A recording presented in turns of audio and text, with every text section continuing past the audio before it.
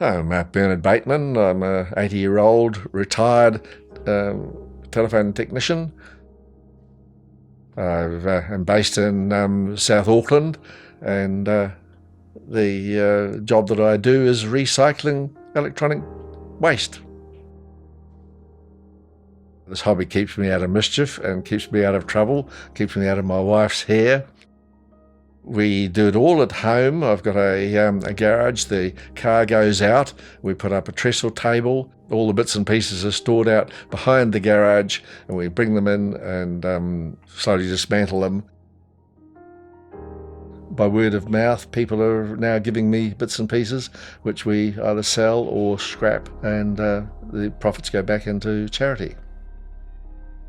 My chief assistant, Tony, is a retired Air New Zealand instrument engineer. So he comes around and we have a session. It generally starts about 1:30 in the afternoon. He doesn't like taking printers apart, so I do the printers and he takes the other things apart. Brute force and ignorance sometimes takes over, so yeah.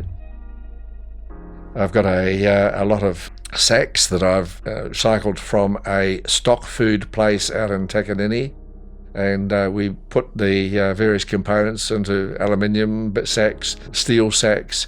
The circuit boards have a lot of gold and lead and tin on them. They go into a wheelie bin that we've got, and then we ring a guy, and he comes out and picks up this wheelie bin, and that's about $100.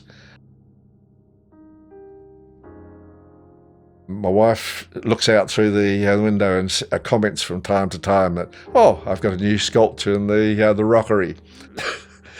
There's a folding table tennis table and bits and pieces like that that enhance our backyard.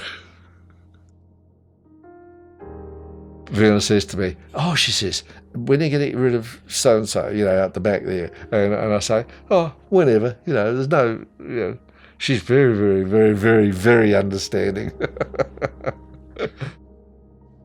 I found during the first COVID lockdown that I've got roughly 50 things on Trade Me selling at any one time, and they were going like hotcakes.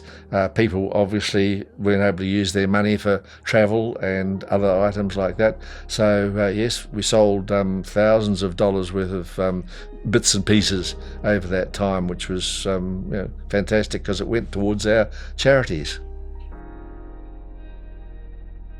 I'm quite disappointed that a lot of people put things that could be recycled in the rubbish to go to the landfill.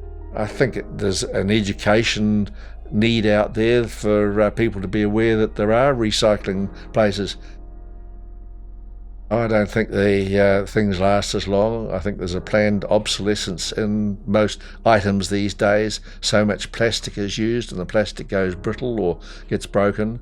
And I'm sure the companies want to sell more, so they make them with that idea in mind. One of my real concerns is that a lot of the things that we take apart don't have a recycle code on them, so we don't know whether the plastic can be recycled or not. And I think that's something that manufacturers really have to come up to the mark on.